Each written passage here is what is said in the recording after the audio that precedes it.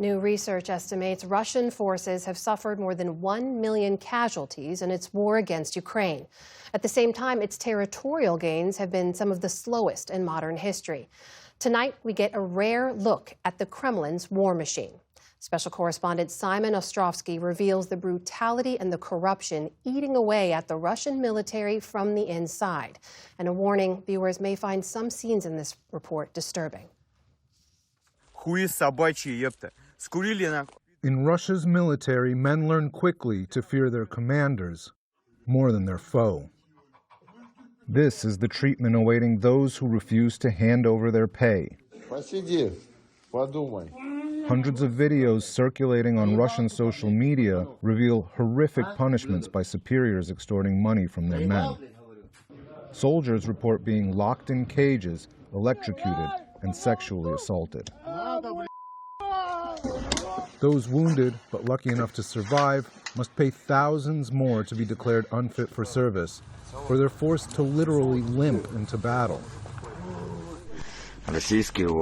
Russian warriors, this is how we go to the front.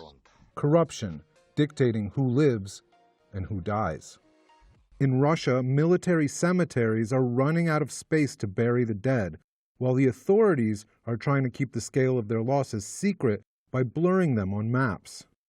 New research published by the Center for Strategic and International Studies in Washington, D.C., shows the extraordinary price Russia is paying as its war in Ukraine grinds on into its fifth year.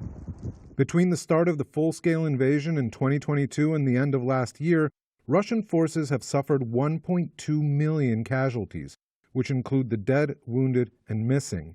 Out of that staggering number, as many as 325,000 are believed to be dead. One of the report's authors is Seth Jones, a former senior official in the Department of Defense. He said many Russians are dying because they're unable to pay bribes and are being sent to the front lines to be killed.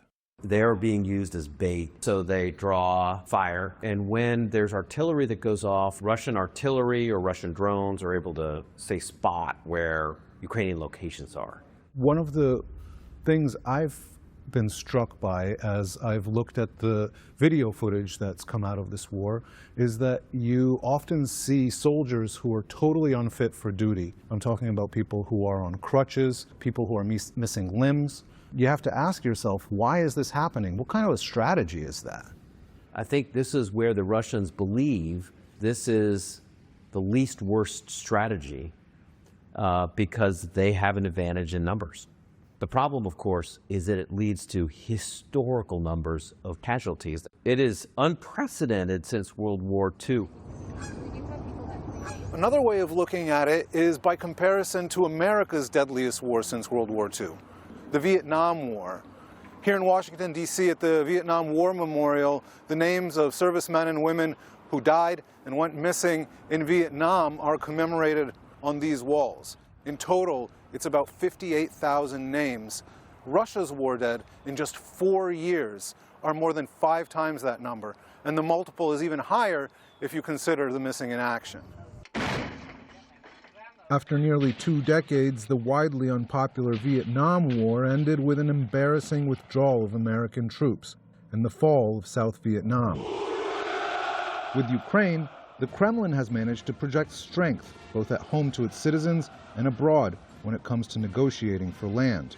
Last year, President Donald Trump even told his aides the Russian army looked invincible after seeing footage from this military parade in Moscow. Yet on the actual battlefield, Russia's forces have advanced at a slower pace than any major offensive campaign in any war in the last century. We're seeing average rates of advance around 15 meters per day, and in some cases up to 70 meters per day. The advances are being measured in meters. Meters, right. That sounds like World War I. It's even slower than World War I, so this is slower than some of the slowest and most casualty-accepting campaigns we've seen in any war in the last century.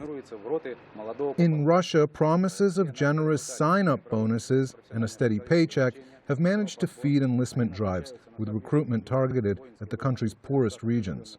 For now, that's helped compensate for the high battlefield casualty rates. Heartbreaking. Our boys are once again being sent to the Special Military Operations Zone. Leaked messages sent to this government website show mounting desperation among Russian soldiers and their families. Obtained by the independent Russian outlet Radio Echo, nearly 12,000 complaints filed over 6 months last year accuse commanders of corruption and violence towards their own men. In this 2025 video, military police in the Siberian region of Tuva beat and electrocute wounded soldiers to force them back to the front.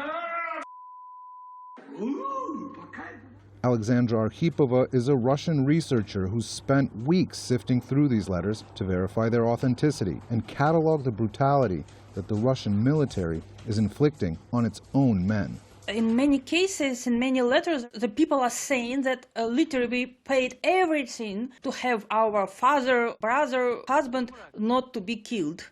In many cases, superiors, they use tortures to take money from the soldiers. How did you end up here?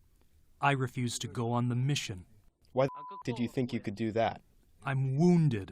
And this is the Russian army doing this to its own soldiers? Yes, correct. She told PBS News the army shifts the cost of the war in Ukraine onto the soldiers themselves through extortion. Soldiers report handing over up to 80% of their salary just to stay alive. What did he do to you? He shoved a Why? What for? because I didn't give him money, How much was he demanding? $3,900. Price lists dictate new rules of engagement. $2,000 to be assigned to a post as a drone operator away from the front line.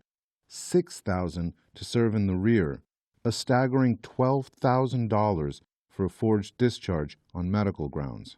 The picture you describe is hellish. If the entire military is functioning like this, it couldn't really perpetuate the war for much longer. The situation in Russia, from the economical point of view, is very bad. Poor people, they became poor, and so they go to the war.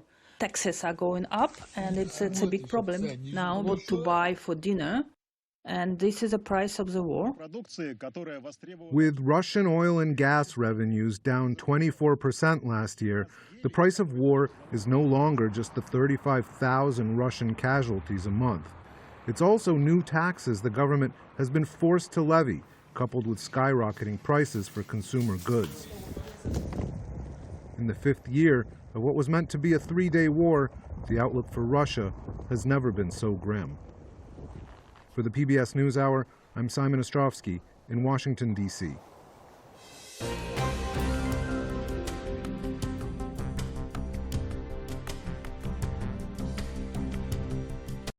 Support journalism you trust. Support PBS News. Donate now, or even better, start a monthly contribution today.